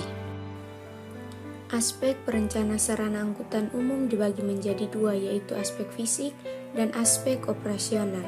Faktor yang mempengaruhi perencanaan rute yaitu presentasi daerah yang dilayani, jumlah pergantian lintasan, dan pengaturan frekuensi. Perhitungan dari perencana sarana angkutan umum yaitu pemindahan penumpang lewat faktor, variasi frekuensi, serta jumlah armada yang beroperasi. Program pembangunan transportasi massal perkotaan telah diatur melalui Undang-Undang Nomor 22 Tahun 2009 dan PP Nomor 74 Tahun 2013 dan telah dituangkan dalam RPJMN 2015 sampai 2019, Perpres Nomor 2 Tahun 2015. Kewajiban penyelenggaraan angkutan umum telah diatur pada Undang-Undang Nomor 22 Tahun 2009 tentang LLAJ Pasal 139 dan Peraturan Presiden Nomor 2 Tahun 2015 tentang RPJMN 2015 sampai 2019. Berikut ada 5 pilar kebijakan yang telah diatur sesuai dengan Renstra Kemenhub 2015 sampai 2019. Konsep dasar angkutan umum yang pertama yaitu peraturan atau undang-undang, yang kedua adalah aspek teknis. Dasar hukum penyelenggaraan angkutan umum yaitu Undang-Undang Nomor 22 Tahun 2009 tentang lalu lintas dan angkutan jalan. Tujuannya yaitu terwujud pelayanan lalu lintas dan angkutan jalan yang aman, selamat, tertib, lancar, dan terpadu dengan moda angkutan lain. Prinsip dasar angkutan umum dan massal yaitu angkutan umum diselenggarakan oleh pemerintah sebagai stakeholder. 2. Angkutan umum bukanlah alat bagi pemerintah untuk memperoleh pendapatan. Ketiga, angkutan umum bukan merupakan lahan bisnis.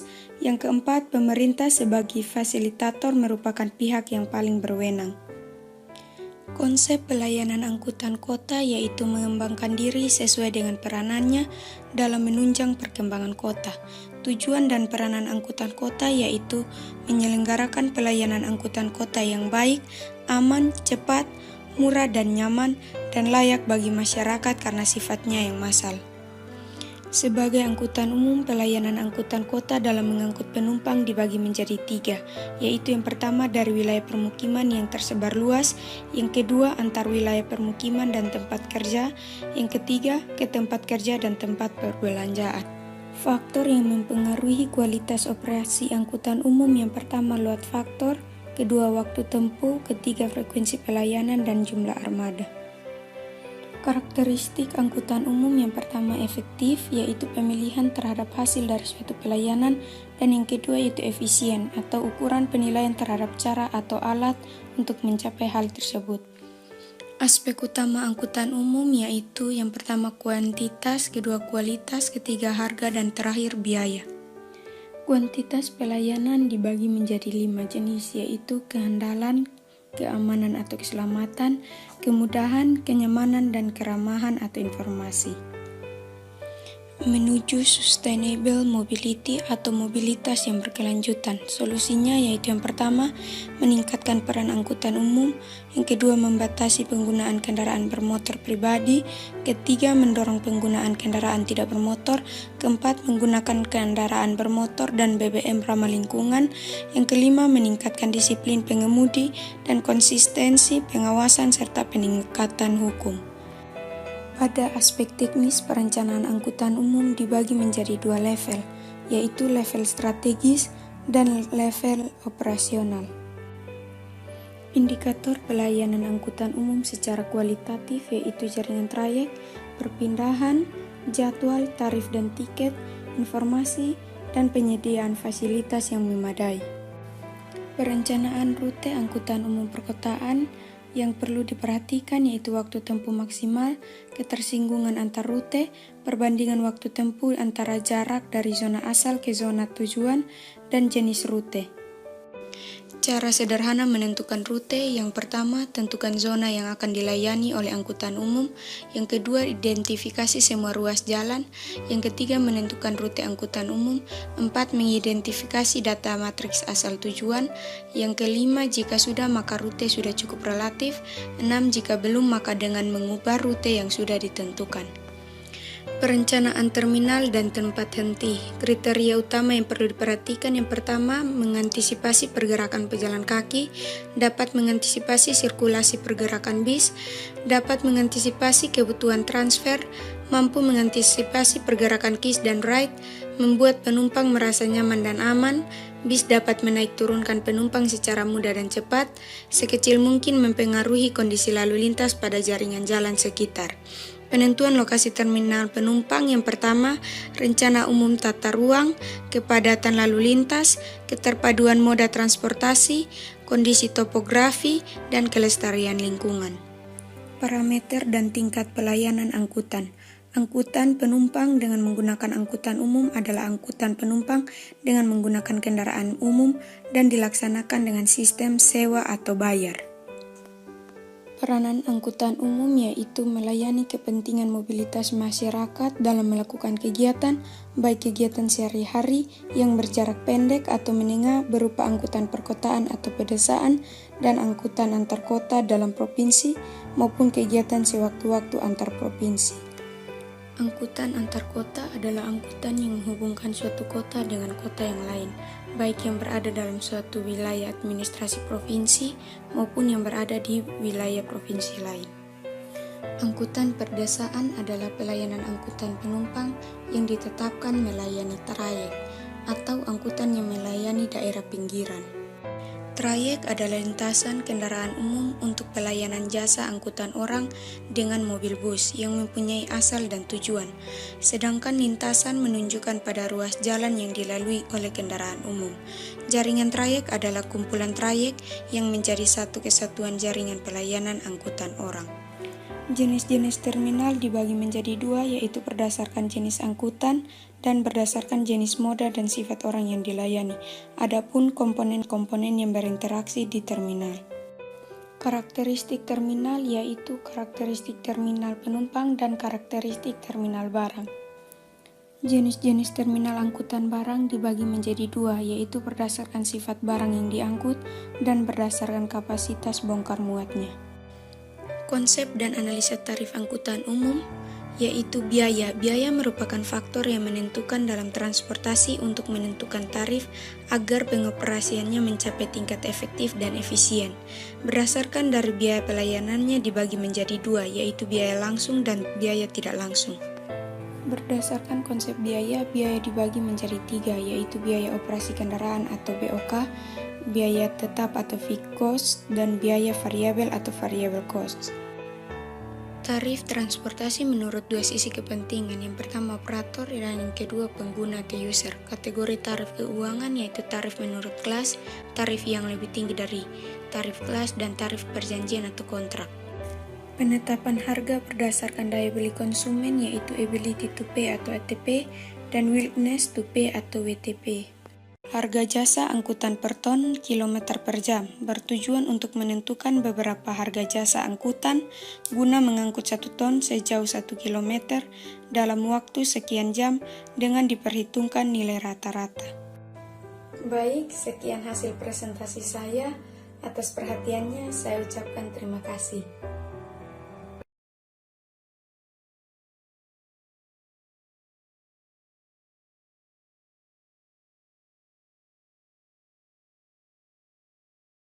Assalamualaikum warahmatullahi wabarakatuh. Shalom. Baiklah, terima kasih atas kesempatan yang diberikan kepada saya untuk mempresentasikan hasil ringkasan pertemuan pertama sampai pertemuan terakhir untuk mata kuliah perancangan angkutan umum. Sebelum itu, perkenalkan, nama saya Pian Pinola. Baiklah, langsung saja kita ke materi. Di sini yang pertama ada sejarah angkutan umum, di mana angkutan massal pada umumnya adalah angkutan umum, yaitu sistem transportasi yang dapat digunakan oleh umum dengan syarat-syarat tertentu. Misalnya, bis kota, Transjakarta, kereta api, bis antar kota, dan lain-lain. Angkutan umum berdasarkan operasinya terdiri dari yang pertama, demand fix, di mana angkutan umum yang beroperasi sesuai dengan waktu yang sudah ditentukan. Contohnya Transjakarta.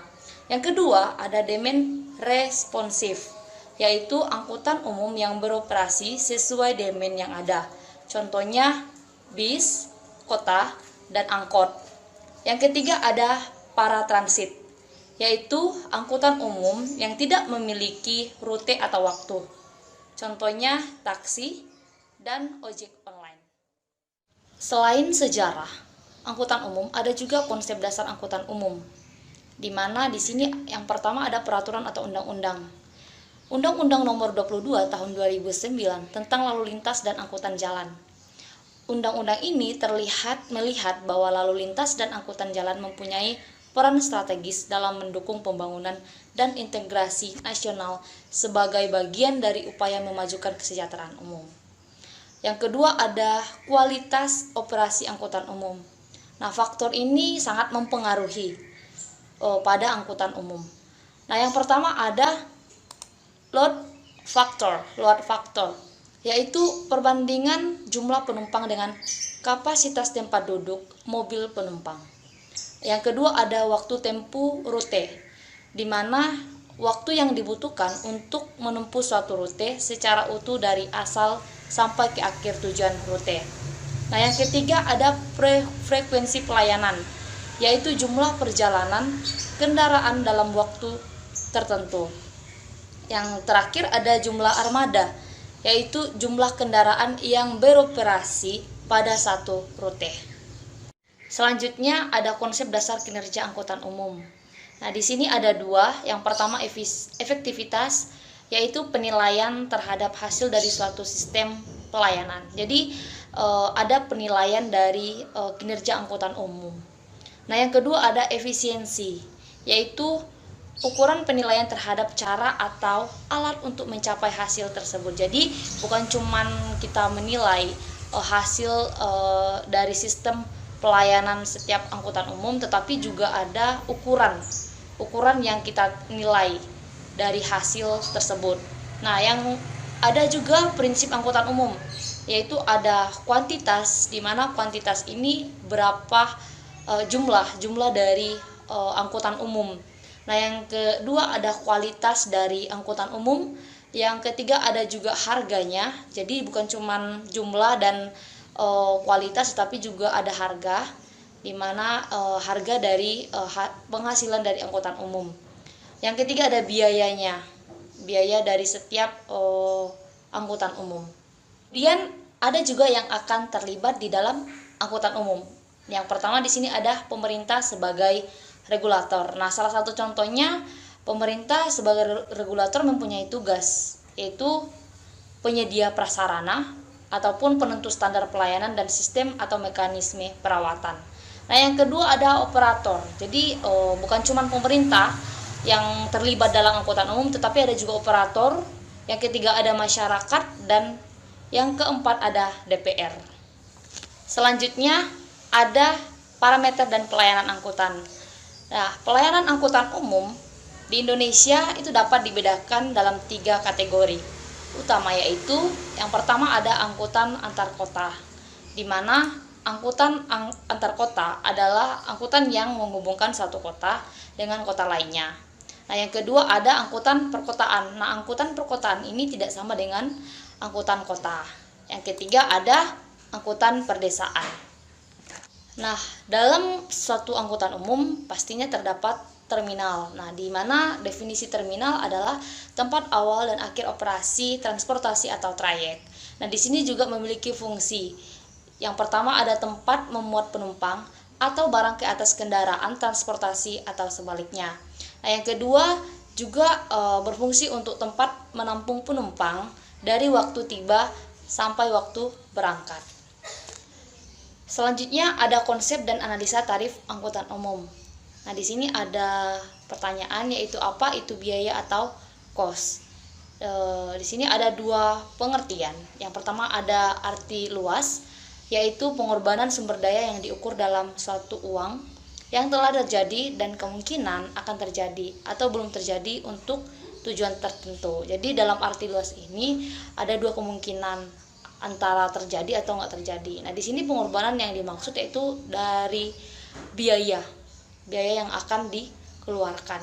Nah, yang kedua ada arti lebih sempit, yaitu pengorbanan sumber daya yang dilakukan untuk memperoleh manfaat. Jadi yang akan dikeluarkan biaya dari setiap sumber akan memperoleh manfaat. Terakhir di sini ada konsep biaya, yaitu faktor yang menentukan dalam transportasi untuk penetapan tarif alat kontrol agar dalam pengoperasian mencapai tingkat efektivitas dan efisien. Nah, di sini juga ada terdiri beberapa biaya yang akan menyangkut dalam angkutan umum. Yang pertama ada biaya sebagai dasar penentu tarif jasa transportasi. Yang kedua ada biaya modal dan biaya operasional. Yang ketiga ada biaya tetap dan biaya variabel. Yang keempat ada biaya kendaraan. Dan yang kelima biaya gabungan. Jadi di sini ada 5 biaya terdiri dari angkutan umum. Baiklah, sekian hasil presentasi dari saya. Kurang lebihnya saya minta maaf. Semoga materi yang saya paparkan atau presentasikan dapat bermanfaat untuk kita semua. Terima kasih.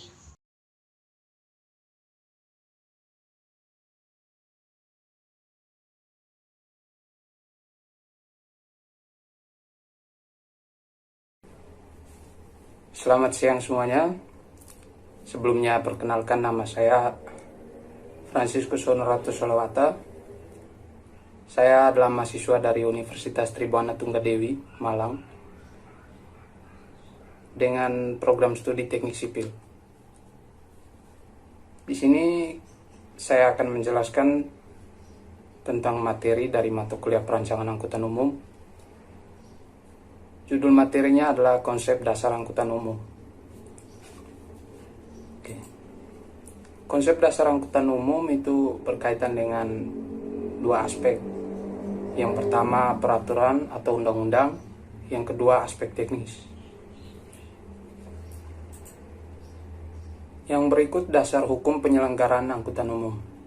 Itu tercantum dalam Undang-Undang Nomor 22 Tahun 2009 tentang lalu lintas dan angkutan jalan.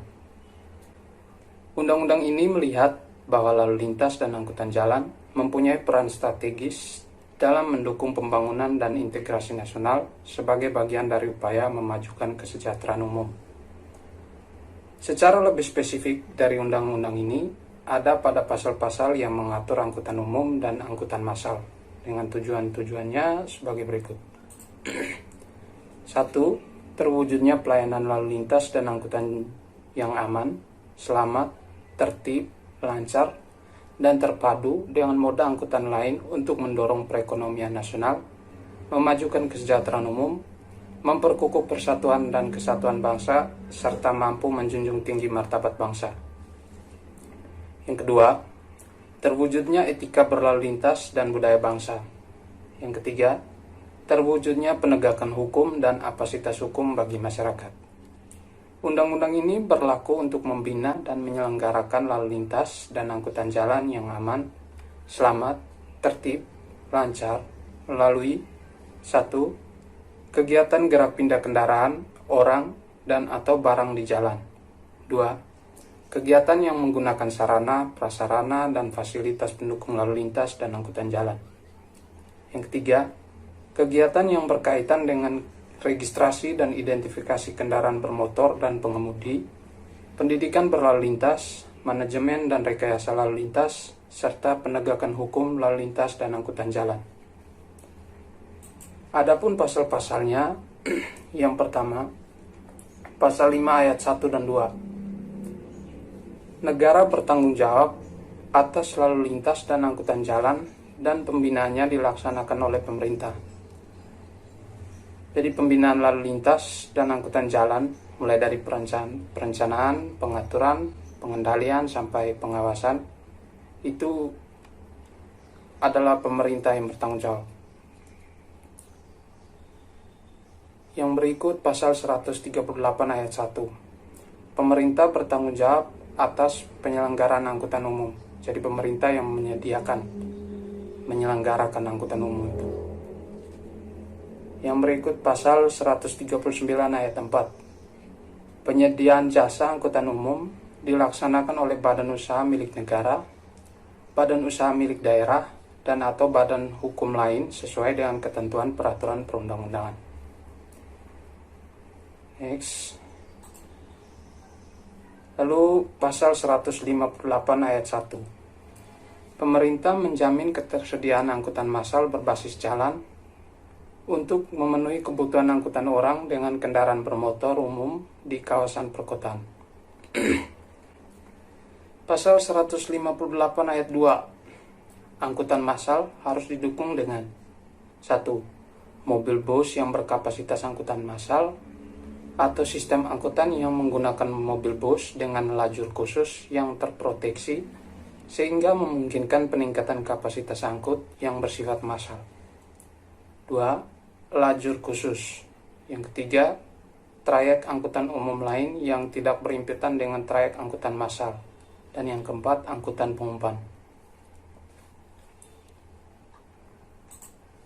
Yang berikut ada pasal 158 ayat 1. Angkutan penumpang umum dengan tarif kelas ekonomi pada trayek tertentu dapat diberi subsidi oleh pemerintah dan atau pemerintah daerah. Trayek tertentu adalah trayek angkutan penumpang umum orang yang secara finansial belum menguntungkan. Yang berikut ada pasal 197 ayat 1. Pemerintah dan pemerintah daerah sebagai penyelenggara angkutan wajib 1. Memberikan jaminan kepada pengguna jasa angkutan umum untuk mendapatkan pelayanan. 2. Memberikan perlindungan kepada perusahaan angkutan umum dengan menjaga keseimbangan antara penyediaan dan permintaan angkutan umum. Dan yang ketiga, melakukan pemantauan dan pengevaluasian terhadap angkutan orang dan barang. Yang berikut prinsip dasar angkutan umum dan massal. 1. Angkutan umum diselenggarakan oleh pemerintah sebagai stakeholder dengan tujuan utama untuk memenuhi kebutuhan pergerakan masyarakat dengan tetap berpegang pada asas kelancaran arus lalu lintas secara keseluruhan.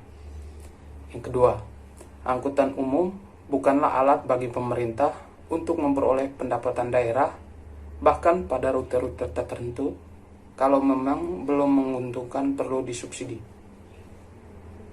Yang ketiga, angkutan umum bukan merupakan lahan bisnis dan sarana mengatasi problem tenaga kerja. Yang keempat, pemerintah sebagai fasilitator merupakan pihak yang paling berwenang menentukan kebijakan sekaligus paling bertanggung jawab terhadap keberadaan angkutan umum bagi pergerakan masyarakat. Yang berikut ada konsep pelayanan angkutan kota. Itu mengembangkan diri sesuai dengan peranannya dalam menunjang perkembangan kota. Sektor transportasi angkutan kota harus dapat mengikuti perkembangan dari faktor-faktor yang langsung maupun tidak langsung mempengaruhi terlaksananya kegiatan transportasi. Tujuan dan peranan angkutan kota. Tujuan utama keberadaan angkutan kota adalah menyelenggarakan pelayanan angkutan yang baik, aman, cepat, murah, dan nyaman, dan layak bagi masyarakat. Karena sifatnya yang massal, keberadaan angkutan kota selain mengandung arti pengurangan volume lalu lintas kendaraan pribadi, juga lebih murah karena biaya angkut dapat dibebankan kepada banyak penumpang. Karena sifat massal itu juga, maka diperlukan adanya kesamaan di antara para penumpang berkenaan dengan asal dan tujuan. Sebagai angkutan umum, pelayanan angkutan kota dalam mengangkut penumpang dibagi dalam 3 aktivitas operasional. Yang pertama, kolektor. Kolektor itu dari wilayah permukiman yang tersebar luas dan atau tempat kerja, tempat-tempat pembelajaran. Karakteristik operasinya sering berhenti untuk menaik turunkan penumpang, berpenetrasi ke kawasan perumahan. Yang kedua ada line haul, antara wilayah permukiman dan tempat kerja dan tempat pembelajaran. Karakteristik operasinya bergerak dengan kecepatan yang tinggi dan jarang berhenti. Karena melakukan perhentian di tengah-tengah operasi, maka daya tarik dan efektivitas operasinya akan berkurang. Meskipun tentu saja perhentian yang penting tetap dilakukan. Yang ketiga, distribusi ke tempat kerja dan ke tempat pembelajaran dan atau wilayah permukiman. Karakteristik operasinya melakukan perhentian tetapi tidak terlalu sering. Yang berikut, kualitas operasi angkutan umum. Faktor-faktor yang mempengaruhi adalah sebagai berikut. 1. Load factor, yaitu perbandingan jumlah penumpang dengan kapasitas tempat duduk mobil penumpang. Misalnya, load factor 50%. Ini berarti jumlah tempat duduk yang kosong adalah setengah dari kapasitas yang ditetapkan. Load factor cenderung tinggi pada jam-jam sibuk. Apabila tidak diimbangi dengan peningkatan frekuensi pelayanan, akan menimbulkan kelebihan muatan sehingga tingkat pelayanan menurun. Hal ini akan menimbulkan penurunan tingkat kepuasan penumpang dan terjadi perpindahan moda, persepsi negatif pada sistem, dan gangguan terhadap keamanan. Yang kedua ada waktu tempuh rute, yaitu waktu yang dibutuhkan untuk menempuh suatu rute secara utuh dari asal sampai ke akhir tujuan rute. Yang ketiga ada frekuensi pelayanan, yaitu jumlah perjalanan kendaraan dalam satuan waktu tertentu. Yang berikut yang keempat ada jumlah armada, yaitu jumlah kendaraan yang beroperasi pada satu rute. Sekian video penjelasan dari saya. Terima kasih.